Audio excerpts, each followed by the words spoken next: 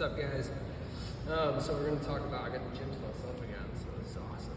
But we're going to talk about why you probably don't need to actually stretch. Why the FRC style stuff is primarily bullshit. Spending hours and hours a day stretching is literally wasting your time. With training, we want to be as efficient as possible. We want to have fun. We want to make it sustainable, right? We also want to eliminate the need for accessory stuff outside of that session. Right? Otherwise, what's the point, right? The idea is that you train and recover and live about your life and stuff. Everybody's like, well, look at this top athlete, look at these CrossFit guys. It's their fucking job, okay? Their goal is to maximize as much of an effort, training, recovery, everything as they can. It's their job, it's how they make a living. People like you and me, we're not, that's not us. We can strive to be that, or until that point comes, or that point starts to flirt with that idea, then you can start looking at these variables, right? There's some of these pro CrossFitters are training, 10, 20, 30 hours, sometimes, 40 hours a week, potentially, depending on when I'm in recovery. I think Mike Israetel is training, 10 hours a day for bodybuilding, right?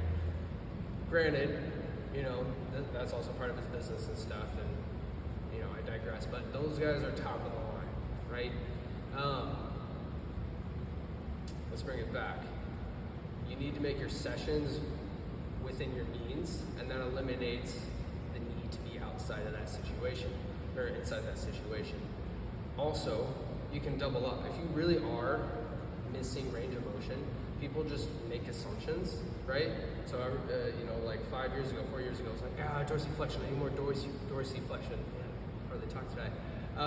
And that's, everybody just started doing, stuff like this because they saw some really popular person on Instagram doing this kind of stretch. Well, guess what? You probably don't need, my foot's not even leaving the ground. You probably don't need more dorsiflexion. You probably need more control, or change the technique to suit that control. You could potentially say it's a motor control issue, right? You want to learn to adapt to that situation, and just simply doing a passive modality isn't going to give you more control, right? So another example is, if you actually are, there's probably a better way to get more of a training stimulus while getting more range of motion. So if you actually do lack that dorsiflexion, right, front squats, lunges, whatever it is, honestly, if you hit up the seated calf raise machine and you let that sit down at the bottom, 4, 5, 10 seconds, I've heard people actually take it up to, a full minute with a weighted contraction, and you can kind of let it come down, working your way through that full range of motion and control. You can literally do if you don't believe me, you can do a pre and post test. Take 25 pounds on that thing, let it take you, hold for 5 seconds, do a round of 10 to 12 reps, then check your range of motion again. Now you need to learn how to check your own range of motion. That's a potentially different topic, and you can actually just YouTube, right? How to measure range of motion, how to do all that stuff. And then you can retest it. If you got more range of motion, great, that might be a modality for you, right? Everybody thinks, I can't reach overhead, blah, blah, blah. You can change your pull downs to suit that. You can turn around, have your back supported, go into that stretch, learn how to control it into that end range. That's really what it comes down to. If you want to stretch, it makes you feel better, and you have the time, there's nothing wrong with it. But if you're stretching because you are told that you need to stretch, there might be other means and methods that are more sustainable and suitable to you. Another big one is external and internal rotation of the shoulder, especially for our low bar back squatters. That can cause, some potential shoulder or elbow pain if you don't have the necessary external range of motion. Even bench press, if you don't have as much internal rotation, it can limit your range of motion. To even get the bar down to your chest, it could potentially cause some other things with the shoulder or whatever. It all depends on what you're looking at. So, what can you do to get some more external rotation? Sure, you can do the PNF stretch, you can do the prayer stretch. Again, those are very passive modalities, and they're probably going to take away from the session if you do them prior. And there's probably better things that you can do after after the session. Who would benefit for some more upper back work?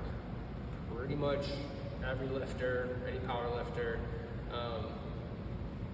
We can get to nuanced bodybuilding, Olympic weightlifters, but guess what? You can do pullovers. You can do, there's machines that do a mimic, pull down action, control it.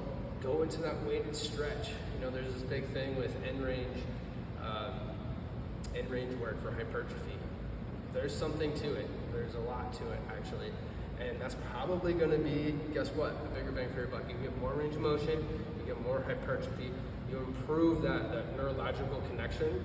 So then you can do that motion prior to squatting. Whatever it is, test it out. Oh, did that feel good? Did that feel better?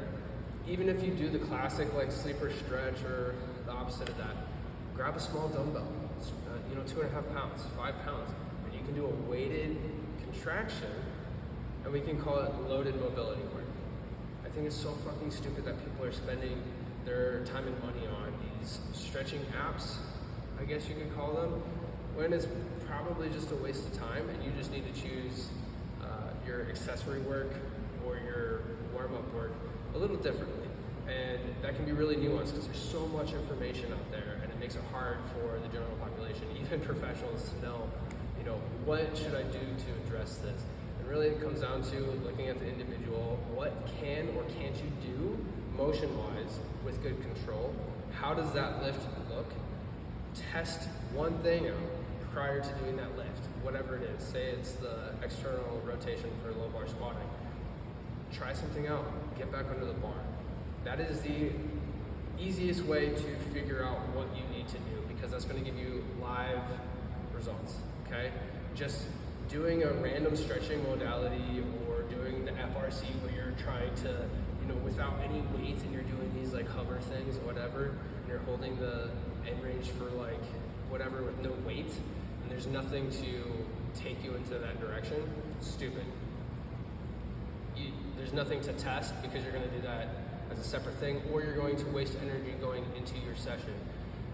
There's no reason to do a 15-minute mobility routine before you go lift. So that's my little shtick on that kind of stuff. You can use better accessories to suit your deficits to elevate your game, right? That's really what it comes down to. You can get creative with it. You can make it fun. You can turn it into a WOD. You can turn it into circuit training, whatever you want to call it. Have fun with it. That's the whole point. And guess what? As you get better and you start to see it, and then you have more time outside the gym to have fun with your friends, to go out and do whatever you're going to do, play video games, whatever floats your boat, watch anime.